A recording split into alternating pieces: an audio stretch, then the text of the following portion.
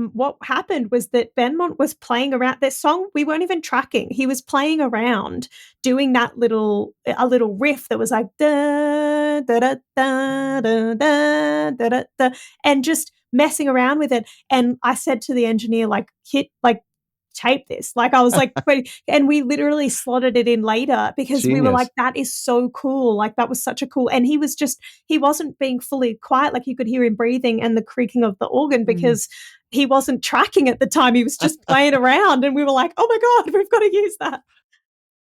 Welcome to the Back Catalog Listening Party, your weekly musical happy hour where musicians pick an album from their back catalog and tell the stories behind their favorite tracks in front of a live online audience.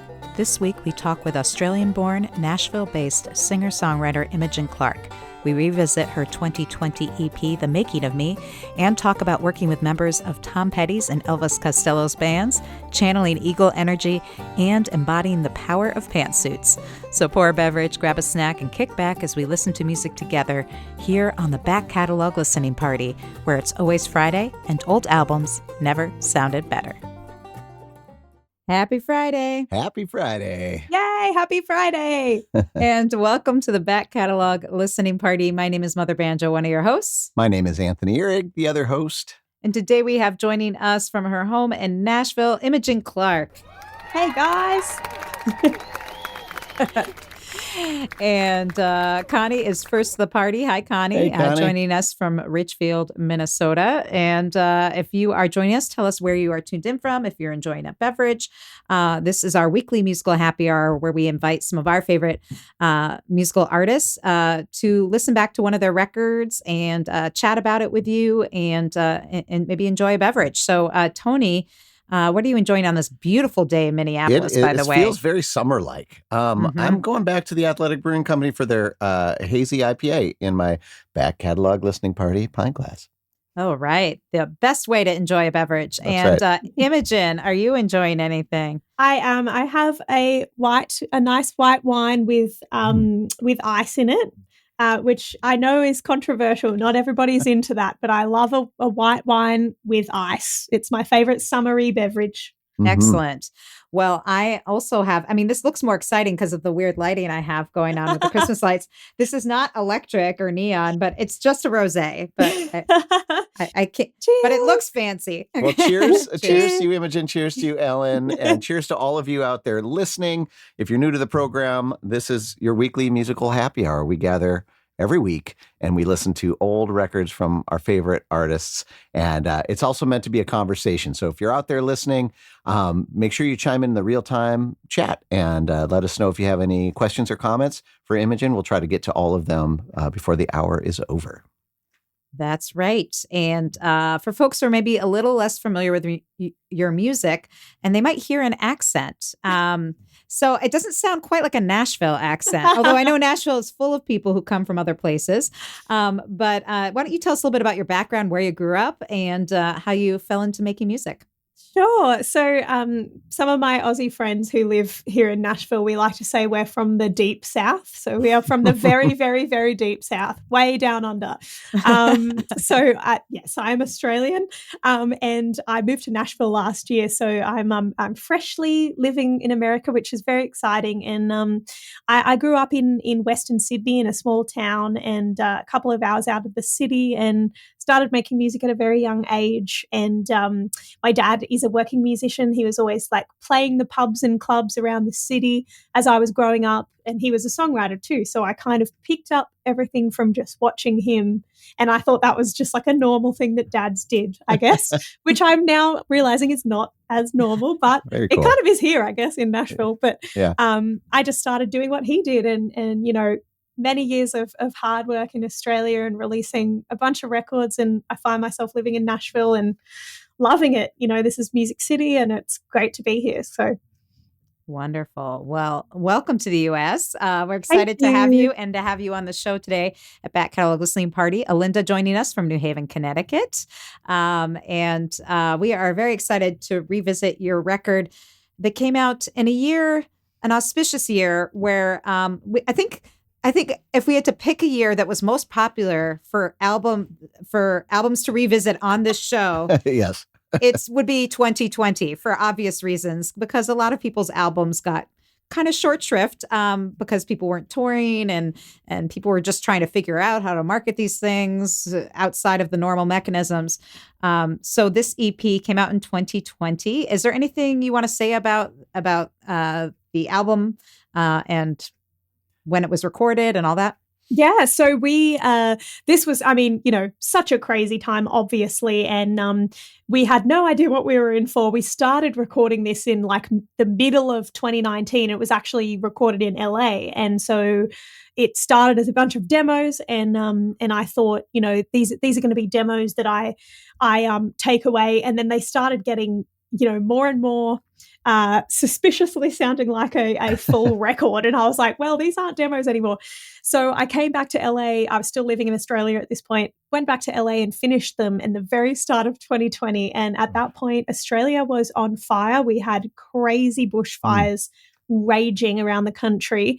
And I remember coming over to LA, finishing these and literally flying home, finishing the tracking, flying back to Australia in like the start of February 2020. And within a few weeks, everything was shut down. And it was insane that we actually got the chance to finish these recordings in person, because obviously lots of people were not as lucky. And while we released during COVID times, we actually got to finish the record in person, which I'm so grateful for. And I think this album, like this EP, was very important to me because it was kind of the first time I started. I felt like I was, it was a coming of age record for me, because I felt like I was starting to take the reins a little bit more when it came to production and making the decisions. And like I was older than my previous record, so I'd just learnt more and I'd grown more as an artist and all that sort of stuff. So this is really fun getting to revisit it.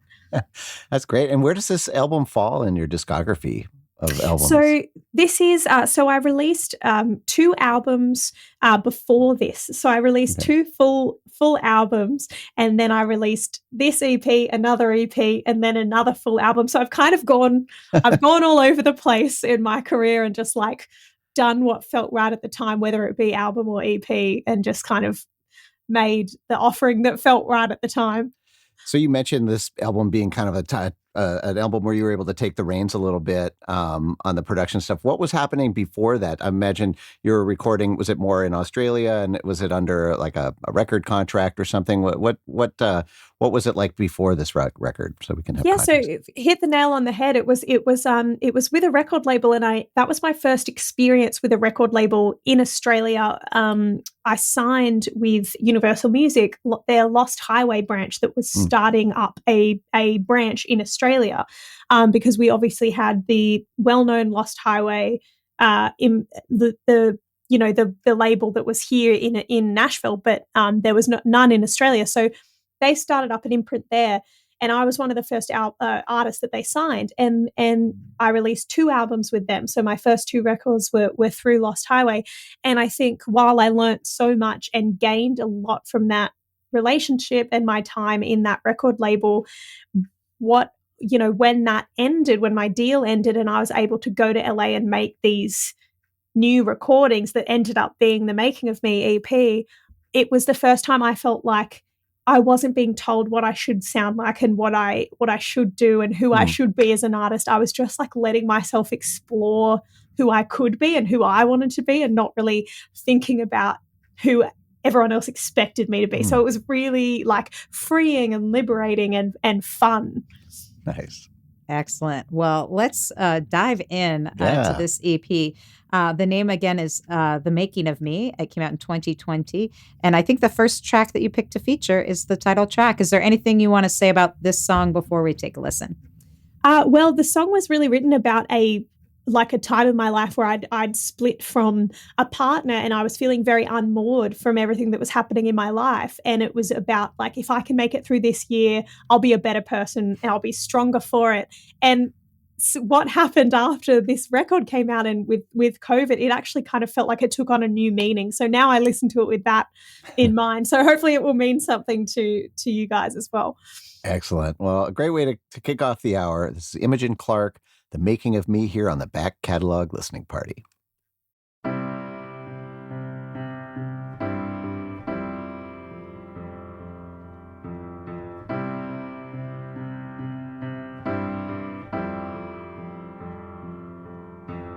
All alone, I wish I was all alone. I tell you on the phone across the Pacific blue. 'Cause I have been shedding my naive skin, leaving a scale in every European town. And you met me at the crossroads of my need to trust a braver love, and my need to be unchained and incomplete. This year will be the death of me. I write it on my skin. I wish I could believe in a reason for all the suffering. The news at 6 o'clock just keeps me up till 3 a.m. And I have traded loving for the grief. This year will be the making of me.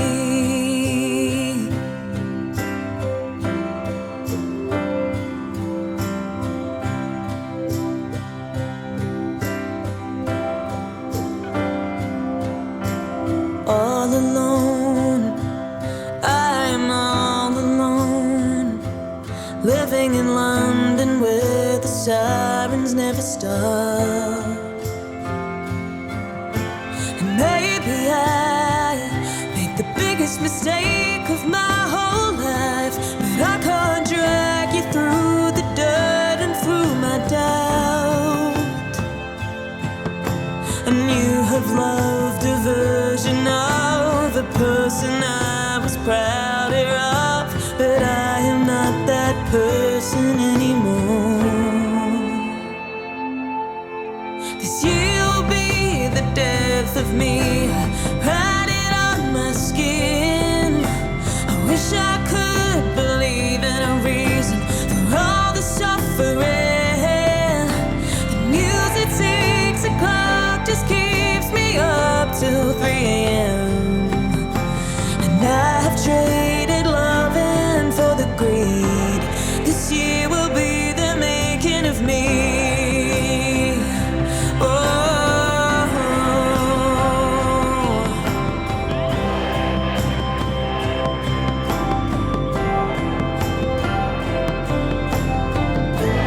I know you didn't mean to kick dust on my glitter, but you did.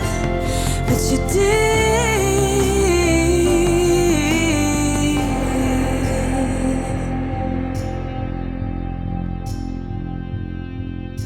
This year will be the death of me. I write it on my skin. I wish I could believe in a reason for all the suffering. The news at 6 o'clock just keeps me up till 3 a.m. And I have traded loving for the grief. This year will be the making of me.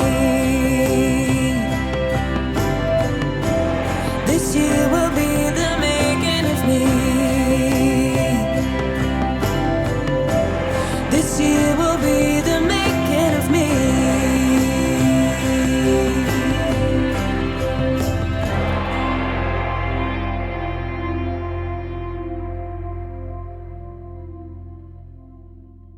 All right. Imogen Clark Nice. with the title track from her 2020 release, The Making of Me, which we are revisiting today with Imogen Clark joining us from her home in Nashville. And yeah, so was 2020 the making of you? Oh, truly. I mean, I really don't think any of us could have anticipated what was going to hit us in that year. But I do think that I came out the other side of it a very, very different person to who I was beforehand, and stronger, definitely, and able to kind of withstand a bit more as an artist as well, more than I thought that I would. Yeah. And so you said that you recorded this in LA. Again, you were able to do that before and then head back to your home in Australia at the time. So during this time when the album was getting released, I'm assuming you were pretty much at home during was Australia very locked down or? Yes, we were really locked down. So we had government mandated lockdowns, and we had like sort of a 5 kilometer radius that we were allowed to be within out, but we had to have a reason if we were outside, and you could go outside for exercise and whatnot, but it was very strict, and it was quite scary, of course, like as we all were like quite scared, and just a completely new frontier, something that we just hadn't experienced before. And so when we released this, we had a tour that was meant to be happening to coincide with this release, which obviously couldn't happen. And that tour, it's kind of like famous with between me and my manager. Like we laugh about it all the time. It's like an in-joke that we love to talk about, is that like that tour just never happened. It got pushed back about 5 different times because of the crazy amount of lockdowns that happened, and just one after the other. We just kept like pushing it back. Yeah. But we ended up making do. You know, we kind of like kept our spirits up, and we did live streams like this, where we had like concerts, and it was like a live stream tour, and I would do like themed concerts where there'd be everything would be, I'd do the whole record but on piano, and then I'd do the whole record on guitar, and then I'd do songs from like covers that people had requested, and so it became like a bit of it was not ideal, but it was like the best we could have done with a tough situation. Yeah. Mm-hmm. The record is great. And it's hard to believe, when you were saying before we took a listen to that first track, it's hard to believe that you thought these were going to be like demos, because this is obviously a very pro sounding, lush it sounds amazing. And that gets to a question I had, which is, did you bring a band to LA with you, or did you just fly there and work with session musicians? Who's the personnel on this? And was there a producer involved? What are the details there? Yeah, absolutely. So I was so grateful and lucky to work with incredible people on this record. So I had a producer whose name is Mike Bloom. He's incredible, and I've worked with him on my EP after this and my album that just came out last year, The Art of Getting Through. So he's produced all of that for me. He is a genius and an incredible guitar player. I also just had, I didn't bring anyone from Australia because I wanted to immerse myself in the fact that I was in America, and there are so many incredible players based here, and particularly in LA, we had some incredible players, two of which are, people I still pinch myself that I got to work with. Ben Tench from Tom Petty and the Heartbreakers, who I actually happened to be wearing a T-shirt with his face on it. Fantastic. Tom Petty and the Heartbreakers, and also Pete Thomas, who plays with Elvis Costello. So I just was like over the moon with some of the session players. I got to come in and join us, and there he is. There's Benmont. We love Benmont, and that's my manager Jeremy Dillon, who executive produces all of my stuff alongside me. And back then, I had all of my long hair as well before I chopped it all off. Awesome. For those who are just listening to the podcast version, we're looking at some pictures that I presume were from LA, maybe from the sessions, and you can check those out later at backcataloglisteningparty.com. But I do have a couple other ones here. Oh, there's Pete Thomas and I. Yeah, that was from the session. So we were at Los Red Star in Silver Lake, which was incredible. Such a great recording studio. And one of those days where you go home and you're like, did that just happen? Like, did we just do that? That's wild. And how long were you in LA recording this? And was it one session, or were you out there more than once? So the first bunch of sessions happened in the sort of the middle of 2019, and that's when it started off feeling like demos, and then by the end of it we're going, no, we're making a record. So that was one chunk of time for a few weeks, and then we all went our separate ways, and then we reconvened for another few weeks at the start of 2020, and that was so by the end of that it had all come together, and it was all ready for release right in sort of in the middle of 2020. Well, it sounds great. And then again, some great personnel, playing on it. And you mentioned, of course, Ben Tench, of course, playing, as you said, with Tom Petty and the Heartbreakers. I also, and you're wearing that shirt, and also I see a Beatles thing behind you. So were these artists that were really influential on your music, or? Absolutely. I mean, I feel like I have such a love for the classics, and of course, you know, you can't go past the Beatles as far as melody writing, you know, some of the most beautiful melodies that have ever been written. And, you know, Tom Petty and the Heartbreakers, such an important band for me. I always kind of grew up thinking like I want to be like the female Tom Petty, you know, like I love Nice. that, you know, classic rock stuff. And I also grew up on Led Zeppelin, and I love Bruce Springsteen. So all that stuff from those eras is really important to me. And then I feel like I mix it with like a heavy dose of like modern pop that I love, like Taylor Swift and, Maggie Rogers and Haim, you know. So I feel like this record is a real conglomerate of all of those influences all at once somehow. Nice. Well, and speaking of that, you mentioned you having more artistic control during this session.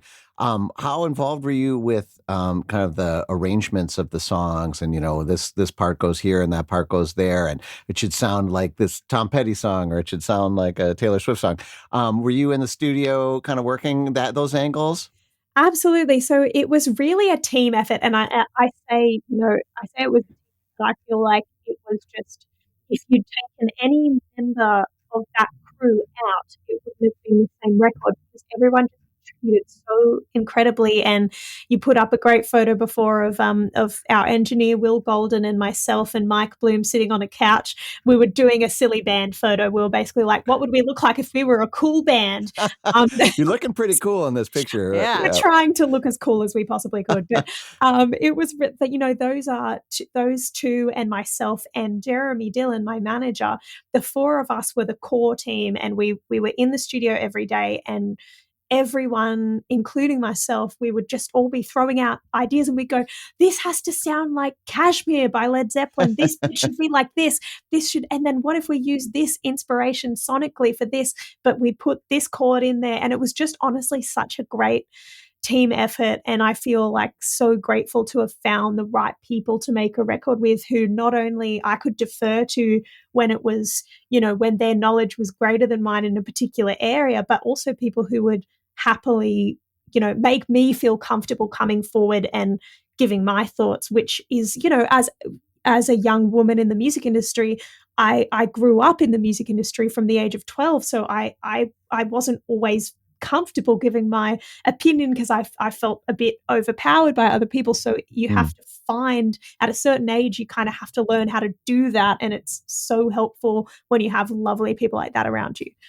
Mm-hmm. That's true. Definitely. Sure. You need people to, your ideas are great, but if no one listens to them and acts on them, it doesn't matter. So exactly. That's great. Exactly. Hey there. Would you like to be part of the live show? Well, become a member of the Back Catalog Listening Party Patreon, and you'll get a backstage pass to weekly online tapings where you can ask the artist questions and participate in the live chat with a fun community of like-minded music nerds.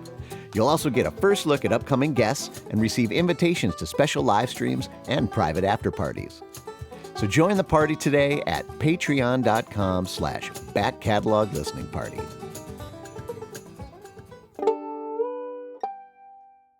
Well, we're really enjoying this record, and I can't wait to enjoy more tracks from it. The beauty of an EP is that we're going to get to hear a nice chunk of this recording today. And the next track that you picked to feature is Inside Out. Is there anything you want to say? I'm guessing it's not inspired by the movie, but no, although they should absolutely use it. Why not? I know. Inside Out 3, I'm sure it's going to be coming around. That's awesome. No, honestly, this song was my favorite moment of being in the studio. Ben Montench played some awesome stuff on here, and we really wanted someone who was going to come in and play like Ben Montench. So the fact that we got Ben Mont himself to come in, and we were like, just do that refugee Heartbreakers thing, please. And so you can hear him really his work is all over this song. Awesome. Well, let's give it a spin. This is Imogen Clark, Inside Out, here on the Back Catalog Listening Party.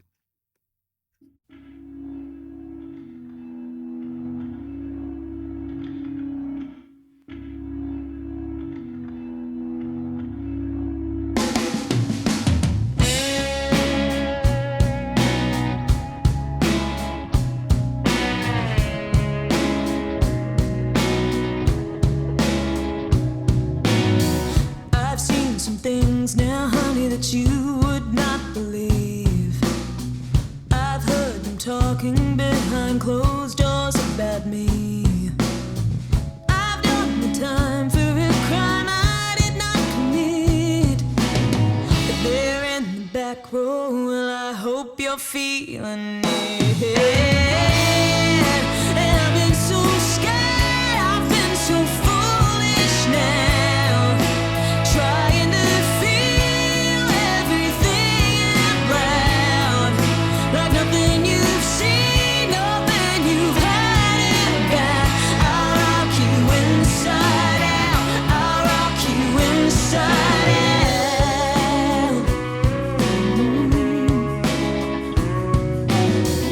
I've been taking these pills now, honey, but there is still no cure. I've been selling my soul, but somehow I still end up poor. I watch the trophies go to jokers and thieves, and I love the outside, and there's power here for me. And I've been so scared, I've been so foolish now, trying to feel everything out loud, like nothing you've seen, nothing you've heard about. I'll rock you inside out, I'll rock you inside out. And I've been so high, I felt the lowest down, trying to shake the earth till love comes out. It's brave to jump in, but even braver to drown. I'll rock you inside out, I'll rock you inside out.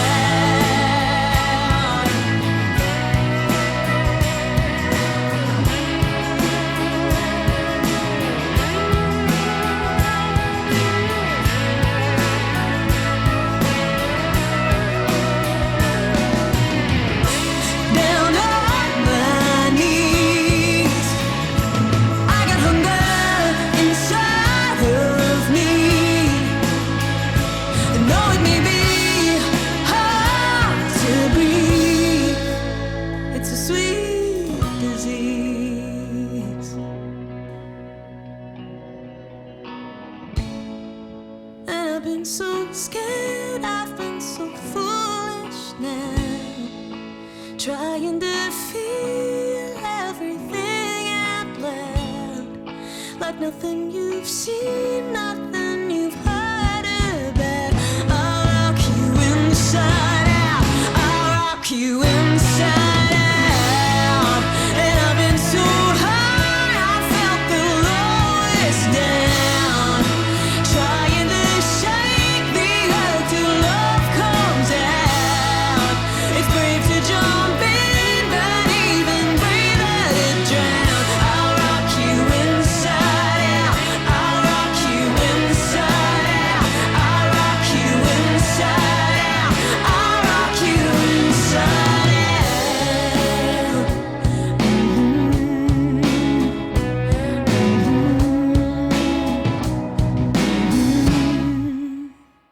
Oh, yeah. Imogen Clark with Inside Out from her 2020 release, The Making of Me.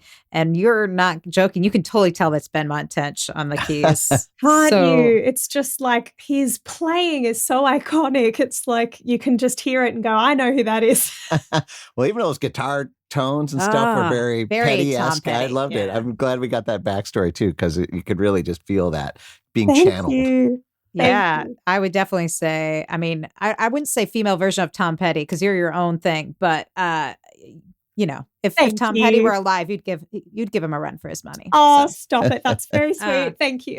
And also I loved at the beginning of the song, before it really kicked in, you hear I don't know if it was like what kind of keyboard it was, if it was an organ, but it had like, you could hear the like creaking like sounds of it Yep. in there. Was that what we were hearing? Absolutely. It was the Hammond organ. And it was the Leslie cabinet. yeah. And what happened was that Benmont was playing around this song. We weren't even tracking. He was playing around doing a little riff that was like da da da da da da da da da, and just messing around with it. And I said to the engineer, like, tape this. Like I was like, and we literally slotted it in later because Genius. we were like, that is so cool. Like that was such a cool, and he wasn't being fully quiet. Like you could hear him breathing and the creaking of the organ because he wasn't tracking at the time. He was just playing around, and we were like, oh my God, we've got to use that. Well, good ear. That's pretty genius to get the engineer to hit record for something like that. That's very cool. Well, and that's something you probably couldn't even recreate, even if you wanted to, really. Exactly. That's the magic of the studio. That's why I love it so much. And this is so fun for me listening back to this stuff because, like, as a lot of us do, I think, you listen to it so much when you're creating it, when you're finessing it and everything. But then once it's out, you don't tend to listen to your own stuff. And it's been years since I've listened to this. So this is really fun for me. Oh, that's great. And Alinda said, makes me want to dance. And I agree. I mean, this is I could, in my mind, I was like hearing this in a like Tom Petty level stadium with like a rockin' band. And like, that's, but as you said, it came out in 2020. So you didn't really get to tour this. Obviously you were doing live streams and whatnot. But have you ever gotten to play this live with a band? So you really got to experience the rocking of it? Absolutely. I'm really lucky that I've gotten to do that since then. And even when I moved on to the, following releases, we always kind of picked this song was always like one of my favorites from this record. And so we always, delved a little into the back catalog and got to play some of these songs live. And this one in particular is so fun to play live. It just has a great shuffle to it. It's really like, it gives me a chance to like belt all my feelings out as well. It's great. Yeah, very cathartic. Yeah. Yes, cathartic is the perfect word. And is your current band that you play out live with like the same instrumentation then too? Do you typically play with an ensemble with guitars and organ and all that stuff? Yeah, absolutely. I normally play. It's lucky when we get to have keys and organ and whatnot. Like it's not always. It's a bit of a luxury, and we don't always get to have it. But when we do, I just played a gig, a festival gig. I went back home to Australia to play this fantastic festival called CMC Rocks, and I got to have my full band, including our keyboard player who also sings amazing harmonies and plays. There was an actual physical organ there, and it was just so fun. Like, and I kept looking over to him, and he was in his little keyboard bubble up on a riser, and he just looked so happy. He was like, he was like a kid at Christmas. It was amazing. That's great. So organ, guitar, bass, drums, kind of like a rock. Yeah. Format. A couple of guitar players, drums, bass, organs, and organ keys, etc. And I go from like playing some guitar and singing to just singing. So it's a real fun ensemble. Nice. What instrument did you start out on? I know you've been doing music for a long time. Did you have like a main instrument when you were young? Yeah, well, I started off just singing, but then eventually I actually started with piano before guitar. I started doing piano lessons when I was about 11, and I always loved the piano, and I've gotten more into playing it now as I've gotten older. Actually, that was something that COVID kind of helped me with, was it got me, playing piano again. I was like, no, I'm going to use this extra unexpected time off to get back on the piano. Because once I picked up guitar, I kind of forgot about piano, and I've always loved it. So getting back into playing piano has been a really, really fun part of, the last few years. Nice. Excellent. Well, if you guys like how it's sounding out there, and we know you do, it's even better when you hear the high res files, and you want to hear all those weird creaky organ sounds, and Benmont Tench breathing, and all that stuff. and there's some stereo panning happening, all that kind of stuff you get from studio work. So as good as it sounds on the podcast, or if you're tuned into the live taping here, it's going to sound even better if you buy the physical copies at ImogenClarkMusic.com or at Bandcamp. And Imogen, you mentioned before we came on that this EP is actually partnered with the following EP. So people, when they buy it, they actually get 2 albums. Yeah, absolutely. So you literally get, it's basically like a double EP or like one full length album, because each EP has 6 songs. And so, you're getting 12 songs. And, you can buy it as a CD or a vinyl or online or however you like to do that sort of thing. But yeah, they come as a pair. Nice.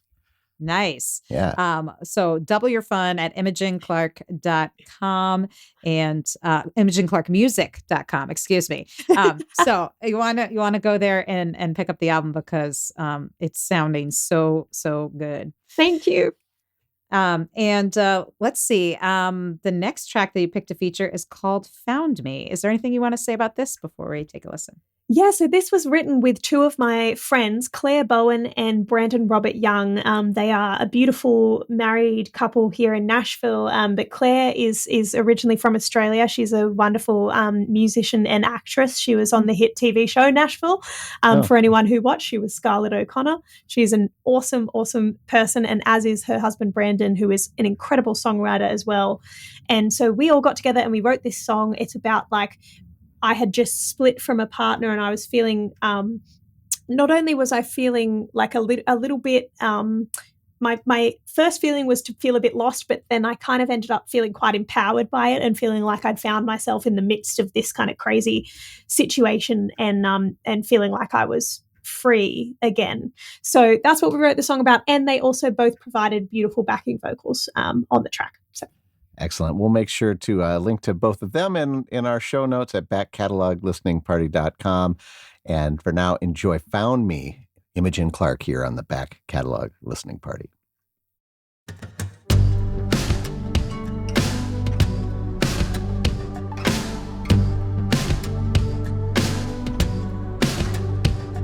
Did my dreams keep you up at night? 'Cause you never found your own. Did you hold me back 'cause you were scared you'd end up all alone? It's a brand new day.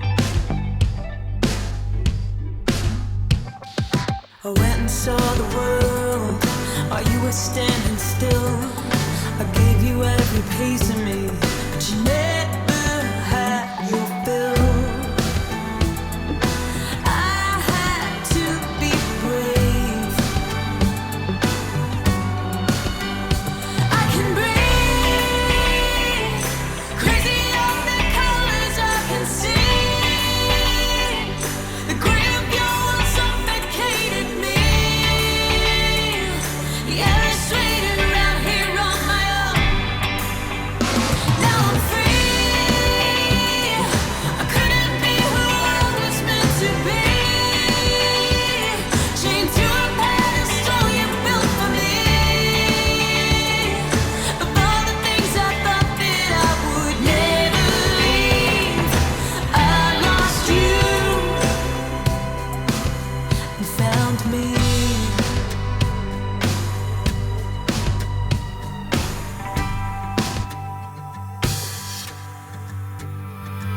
The strongest thing I ever did was gently letting go of every hope I had for us. I thought you were my home, so I will make my way. I can breathe, crazy all the colors I can see. The gray of your world suffocated me.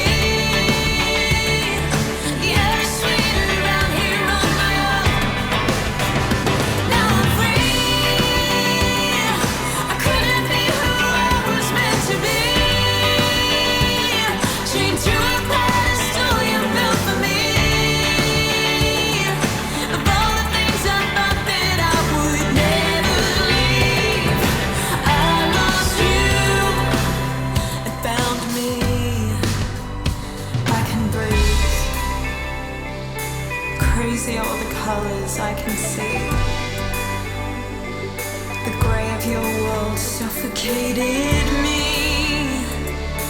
You're a sweeter out here on my own. Oh, I'm free. Crazy all the colors I can see.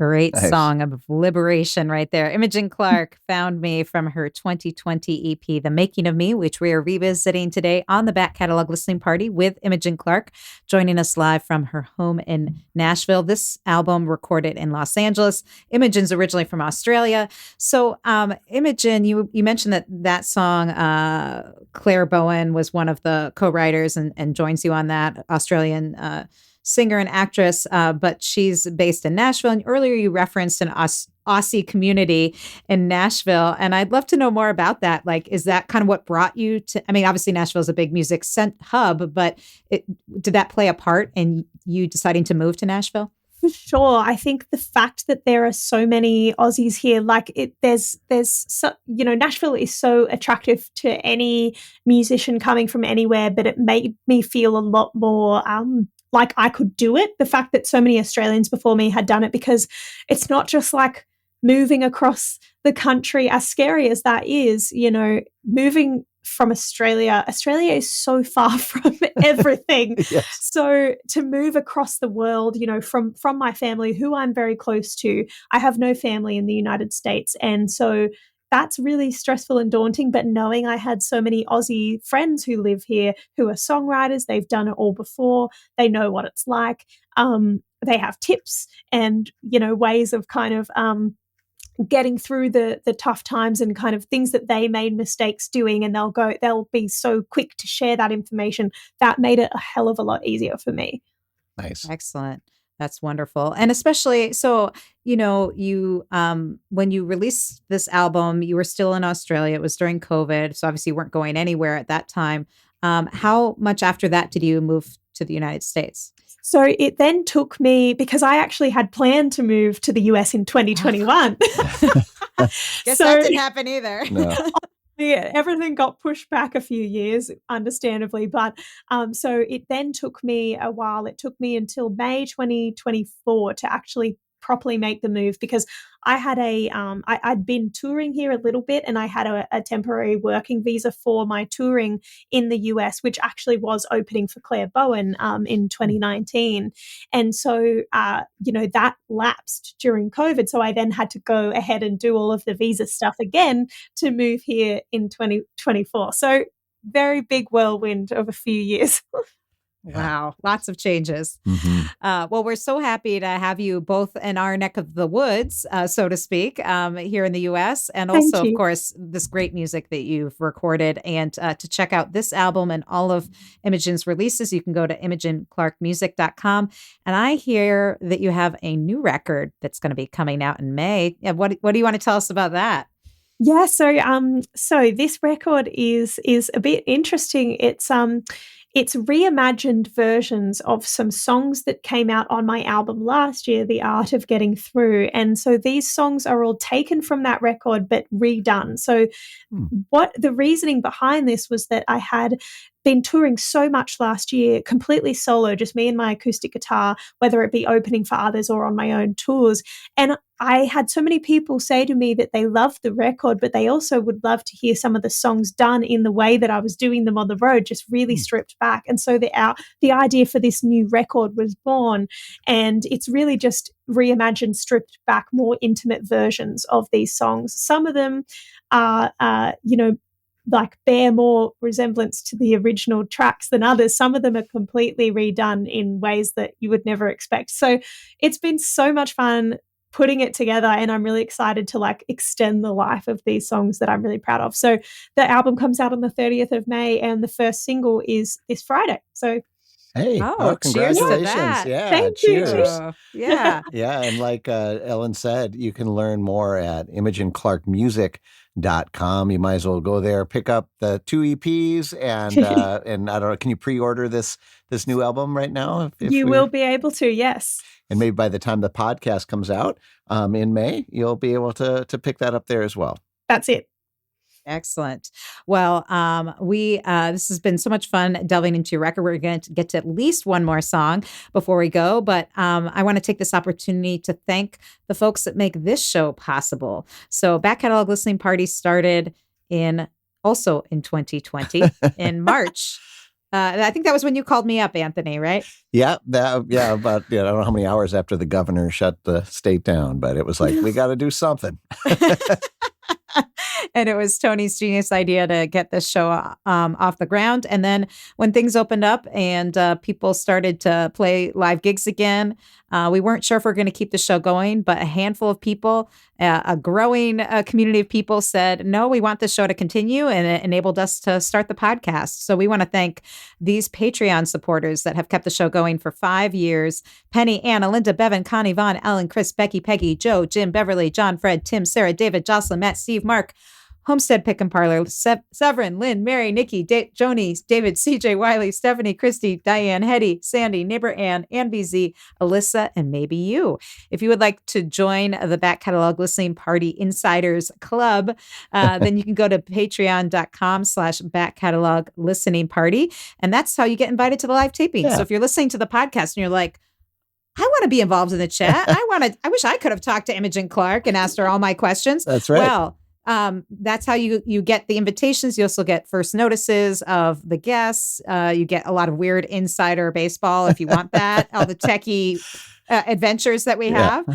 So you can follow all that there. And while supplies last, you can get one of those sweet Back Catalog Listening Party pint glasses. That's right. And, if nothing else, you get this excuse to sit down and listen to music and not do anything else for an hour a week. To me, it's like meditation, it's therapy, it's all the things. And it's a really special thing, especially when we're doing it together. So we have these wonderful guests like Imogen and folks like Connie and Alinda who are tuning in here today. It means so much to kind of experience this stuff together and just listen for the pure pleasure of it. It's like enjoying a nice painting at a museum. I mean, it's like you really get to sit and kind of soak in all the details. And I think, I don't know, that's my favorite part anyways. Yeah. And so and if you're just tuning in, we're just glad to have your ears. So we're glad you're enjoying this music. And it looks like David says, arrived late, now have to leave early, rats, but I'll catch up on the replay and at Imogen's website. That's another thing you also get when you're in the patron, is that you also, even if you miss the live taping, you can watch before the episode drops on the podcast. So thank you for joining us, David. We love having you present for however long you can be with us. We're gonna get into some more music, but before we do, I want to talk about this album art because this is amazing. That's gorgeous Painting. Is it a painting? I don't know. It looks like some kind of original art, but tell us a little bit about the artist and what the concept for this. Sure. So it's absolutely made to look like a painting. So the photograph was taken by my friend, an incredible graphic designer, photographer, artist in Melbourne. Her name is Julia McGoran. She is absolutely phenomenal. And so she takes photographs for a lot of amazing Australian talent and like some iconic Australian artists. So I was so pleased that she agreed to do this shoot with me. And so we took this photo. She literally was getting a coat hanger in my very long hair at the time and flicking it out. She had an assistant doing that just as she was taking the photo to make my hair come out like that. What? And then everything else has been designed, like the eagle and of course all of the backdrop and everything has been designed by her and done digitally to look So you didn't like have an a eagle painting. coming at you. And I'm sorry to burst the illusion, but unfortunately it is not real. And you were walking on solid ground as well. Not on the water. Exactly, not on the water. But she is just incredible. And so, of course, with the eagle as a metaphor for strength and with it being so relevant to the record. And I was just so grateful for her because people always say to me, "Oh, that like I always remember the record by that beautiful image on the front." Yeah. And I'm like, this is why people like Julia are worth their weight in gold. Yes, it's a very striking image. I love the kind of symmetry with the eagle's wings and your hair, and I love this idea that there was like an assistant with a coat hanger pulling it out and stuff. See that's the kind of tidbits that you get on the back catalog. It's really cool stuff. You're right. I think in this day and age where you can push a button and AI can spit out a generic image here or there, you have like real creative artists that are working with you, and you get something much, much better. Absolutely. Yeah. I couldn't agree more. And again, if you'll want to check out this artwork, if you're just listening on the podcast, go to backcataloglisteningparty.com. We've shared some images, some links to some of the collaborators on this record. And yeah, Chris chimed in to say very cool art. And I also really love not only like the eagle. I love that you're not bothered about the eagle that's like about to come and attack you. You're like, whatever. I'm looking badass in my like pantsuit, which I also love that you're wearing it feels like you're all about business. Yeah. You know, in Power that. suit. Yeah. Thank you. That's so I funny. love This it. was an era of my life where I wore suits on stage all the time. And I sometimes I miss it. I'm like, it's pretty powerful when you're wearing a suit on stage. You feel very powerful. So I need to bring it back. Yeah. I love it. The Back Catalog Listening Party is brought to you by EFS Publicity. Founded by veteran publicist, promoter, DJ, and musician Ellen Stanley, EFS brings an artist's perspective to the table, working to help clients get to the next level in their career. Services include national and international media campaigns, radio promotions, tour press, crowdfunding, grant writing, and more. Get a quote or set up a consultation today at efspublicity.com. Well, again, you can check this all out at backcataloglisteningparty.com. And for those of you joining the live taping here, if you have any questions for Imogen, we have just time, I think, for one more song here. So if you have any last minute questions, throw them in the chat and we'll try and get to as many as we can. And this next track that you picked to feature is Push Me Down. Is there anything, I mean, by looking at that album cover, I don't think anything's going to push you down, but No. Not even a live eagle, apparently. No, this song, Push Me Down, was written with Emma Swift, who's another Aussie in Nashville. So beautiful community of Aussies. And we wrote this song in LA when we both happened to be there on a trip. And Emma is a wonderful singer-songwriter and who also provides the backing vocals on this song. And it's really about the feeling of when you meet someone that makes you feel like they have to like push your head underwater for them to get up the air, and that's just no way to live your life, basically. Amen to that. This is Imogen Clark, Push Me Down, here on the Back Catalog Listening Party.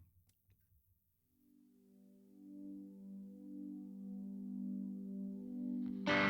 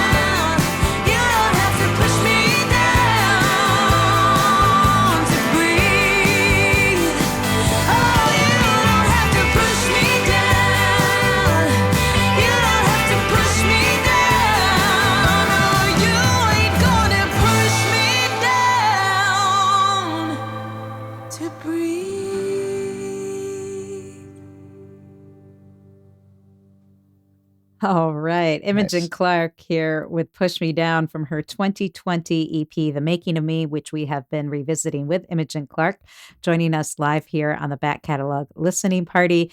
And Chris says, what a production. Can you perform this song live? Which I think is, you were talking about your new album is kind of more acoustic, stripped down versions of the songs and how you play them live. Is this one of the songs that shows up? Yeah, actually, this one isn't on the new record. Sadly, we would have loved to have a bunch more on there, actually, but this one is. There's so many layers to the production, and I absolutely can hear what he means, because there's so much going on, and we layered so many acoustic guitar tracks, and to try and get that really lush, like sort of free fall and Tom Petty sound. Not to reference Tom Petty yet again. Yes. I can't stop talking about him All day long. All day long. But so to answer your question, we do play it live, but we always have to, have just a little bit less of course, it's a more stripped back version. And it's even with the full band, it still doesn't sound quite as full as that, because there's so many tracks of guitar and stuff in there that we would need like 70 guitarists in order to make it work, which is simply out of my budget, obviously. But yes, we do play it live. Nice. Well, I'm I sure- just saw. Oh, go ahead. Go ahead. Oh, I was just gonna say, I just saw Paul Simon last night, and he had there were 4 guitars, but Oh my gosh. but yeah, I don't think even he has like 70 guitars on No, stage. So, Paul Simon can do whatever he wants. pretty much. Well, as far as I'm concerned, you should have as many guitarists as you want on stage with you, Imogen. So what folks need to do is buy copies of this record. That's right. That's right. That's how you support. That's how you support artists these days. And buy tickets to shows. So go to ImogenClarkMusic.com. And Tony, what were you about to? Oh, I was just going to say, just what you might not have had all the guitars, but I imagine the energy is there, because you can feel it in that recording. Like you were really speaking those words, and you can feel it. And I imagine that translates live, even without the wall of sound. You're right. Lots of belting, lots of fun, and also like very a lot of that was recorded live. We overdubbed layers, but a lot of it was recorded live in the room. So that's why you can hear all that energy. Yeah. Was most of the EP recorded that way, or just this song? Because I will say I was impressed with the amount of energy and oomph you brought to a studio recording, because that's really hard to do sometimes, especially if you're tracking by yourself. It's like you might feel it, but it's not the same as being on stage or singing with a bunch of guitars and stuff. Absolutely. So a few of the songs on this EP were, I believe, Inside Out was another one of those that we listened to before. So there were elements of each track that were done live and some that were overdubbed. So it was a bit of a mix and match, but that's what you can hear. A lot of the vocals were also some of my original scratch vocal that we were doing as we were recording stuff live. And I thought I'll replace later, and then ended up kind of loving it. Nice. Yeah, that is funny how the energy sometimes is more important than the precise quality. Exactly. Yeah, that's the human part that we all resonate with. Exactly. Yep.